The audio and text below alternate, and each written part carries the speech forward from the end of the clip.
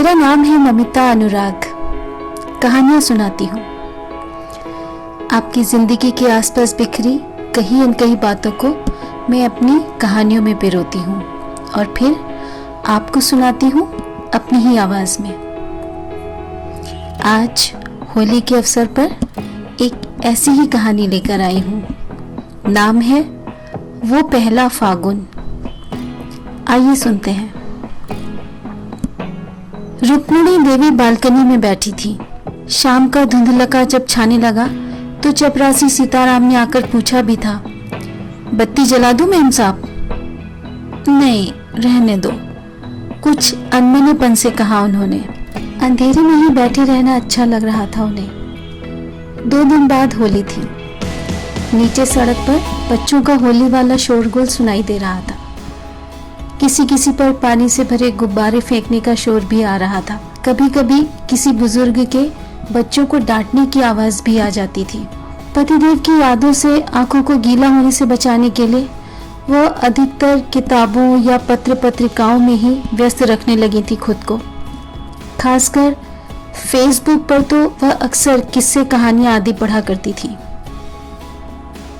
आजकल रोज ही फेसबुक के किसी न किसी ग्रुप में अपने मनमीत के संग पहली होली, आपकी यादगार होली, वह सबसे खास होली और इसी तरह के कितने ही विषय दिए जा रहे थे सबको।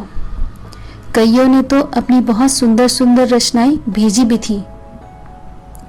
थोड़ी देर बाद मुंदी पलकों की छाया तले वह भी पहुंच गई थी अपनी पहली होली वाले दिन अपनी ससुराल यानी लखनऊ शहर में। शादी के करीब महीने भर बाद ही होली का त्योहार पड़ा था। घर में सबसे बड़ी यानी पहली भाभी थी वो। 2 सासू माओं, 2 ससुर जी, 3 देवरों, 3 नंदों और 2 नंदोइयों का चहेता सा परिवार था। साथ में कुछ चवन्नियां अठन्नियां भी थी। अरे भोली भंडारी, अपने पतिदेव के बारे में बताना कैसे भूल गई थी वो। घर के सबसे बड़े बेटे सुहास जी यानी रुक्मिणी देवी के पतिदेव की पोस्टिंग दिल्ली में थी। होली के बाद ही रुक्मिणी जी का पतिदेव के संग दिल्ली जाना तय हुआ था। होली खेलने के नाम से ही घबराने वाली थी वह। जबकि घर में होली के लिए सुहास जी, सारे देवर, चाचा जी, चाची जी, तीनों नंदे, दोनों नंदोई सब इकट्ठा हो चुके थे। ऊपर से वह शांत दिख रही थी पर दिल ही दिल में घबरा रही थी। तभी पता चला था कि शादी के बाद लड़की की पहली होली मायके में होती है। बस जान में जान आ गई थी उनके यह सुनकर। चलो इस साल तो बच गए, अगले साल देखा जाएगा। दोपहर से बराबर यही बात सुनने में आ रही थी कि उन्हें उनके मायके छोड़ने जाना है, पर आखिर जाएंगे कब? वह संकोच में किसी से यह बात पूछ ही नहीं पा रही थी। दिन भर सबके साथ गुजिया, समोसे, दाल मोठ बनवाने में मदद करने में लगी रही थी। बहुत याद आ रही थी मायके की उनको। पतिदेव से तो अभी जान पहचान न के ही बराबर थी, इसलिए उनसे पूछना भी संभव नहीं लग रहा था। ससुराल और मायका दोनों एक ही शहर में थे। करते कराते आखिरकार देर रात को खाना वगैरह खिलाकर होली जलने के ठीक पहले उन्हें उनके मायके छोड़ आया गया। ताकीद कर दी गई थी कि इधर कहीं भी होली जलती दिखे तो देखना मत, आंखें बंद कर लेना, जो उन्होंने पूरी भी की थी। मायका भी भरा पूरा था उनका। एक नामी और बड़े से संयुक्त परिवार की सबसे छोटी, सबसे लाडली बेटी थी वह।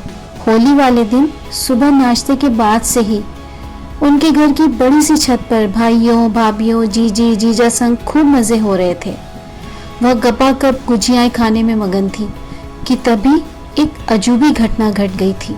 अचानक ही दंदना कर खूब शोर मचाते हुए गुलाबी, नीले, हरे, काले, पीले शरीरों वाले और चमचमाते हुए रुपहले चेहरों पर मिचमिची आंखें लिए साक्षात प्रेतात्माओं की तरह सारे देवर, नंदोई लोग और उनके पतिदेव उनकी आंखों के समक्ष खड़े थे। बिल्कुल अफरा तफरी सी मच गई थी छत पर। नए नए ससुराल वाले बिना किसी पूर्व सूचना के जो पहुंच गए थे। होली तो खैर उसके बाद जोरदार होनी ही थी।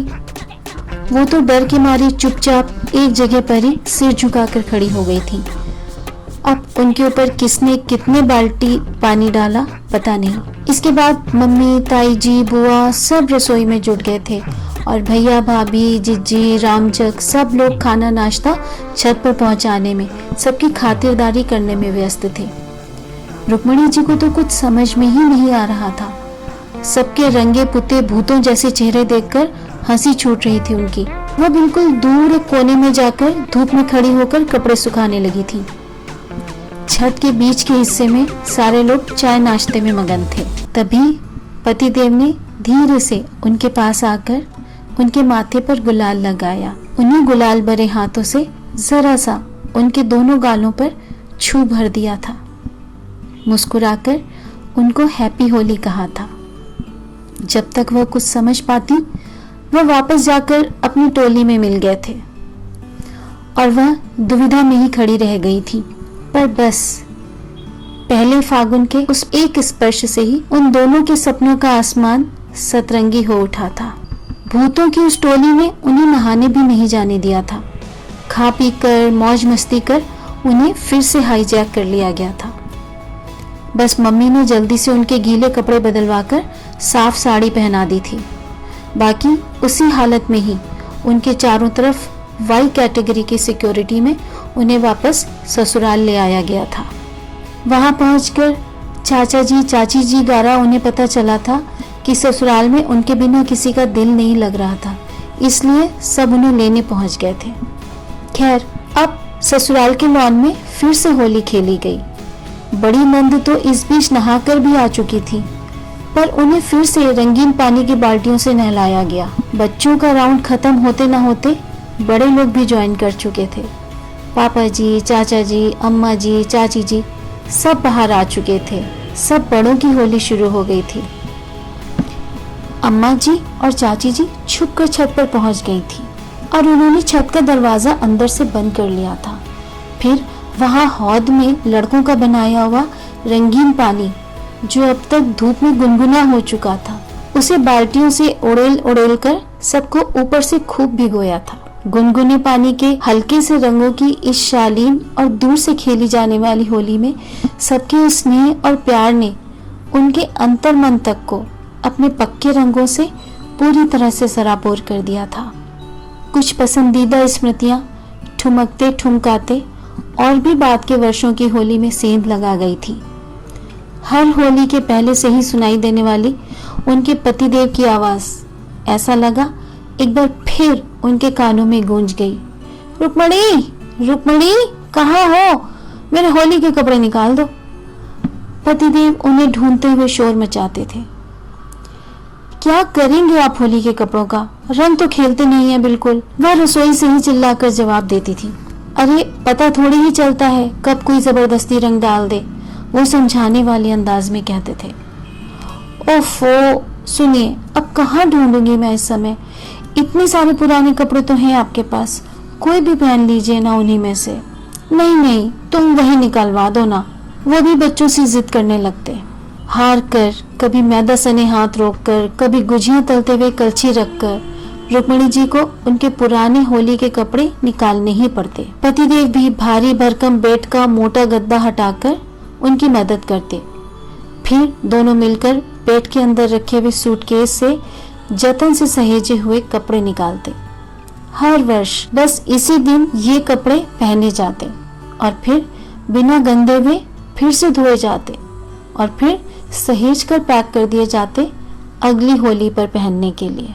वही कपड़े पहने जाते, पूरे शरीर पर खूब तेल मला जाता, फिर राजा बेटी की तरह कंघी कर तैयार होकर बैठ जाते थे सुहास जी और अखबार पढ़ते थे। होली का त्योहार मनाने का अर्थ उनके लिए होता था घर के बने गुजिया, समोसे, दालमोट, सेव आदि खाना और सबको शौक से खिलाना। पर रंग खेलने से वह बहुत घबराते थे। सब उनको बाहर बुलाते थे, पर उस समय वह अंदर अपनी अम्मा जी के पास जाकर बैठ जाते थे। भोलेनाथ जैसे पतिदेव की यह सब बातें याद कर बंद आंखों के अंदर भी रुक्मणी देवी मुस्कुरा पड़ी थी। तभी किसी बारीक सी चीज ने उन्हें छुआ तो वह अपने स्मृति नगर से वापस यथार्थ में आ गई। चौंक कर देखा तो उनके ऊपर हल्के गुलाबी रंग के पानी की एक पतली सी बौछार आ गिरी थी। सामने उनका 4 वर्ष का पोता विभोर अपनी बड़ी सी नारंगी और हरी पिचकारी पीठ पर लादे हंसता हुआ खड़ा था। दादी को भिगोने की अपनी सफलता पर उसकी खुशी उसके चेहरे और आंखों से छलकी पड़ रही थी। उसके टूटे दांत वाले खुशी से खिले हुए चेहरे को देख उन्हें प्यार आ गया था उस पर। चलिए ना दादी, मैंने कितनी मेहनत से रंग बनाया है। विभोर ने उनका हाथ पकड़कर खींचना शुरू कर दिया था। चलो भाई, अब तुम नए पीढ़ी के उत्तराधिकारियों संग तो दादी को होली खेलनी ही पड़ेगी। कहते हुए रुक्मिणी देवी विभोर का हाथ थामे अंदर वाले आंगन की ओर चल दी थी अपने पोते संग होली खेलने के लिए। ये कहानी बस इतनी ही। फिर मिलेंगे एक नई कही अनकही लेकर। आप सब स्वस्थ रहें, खुश रहें। धन्यवाद।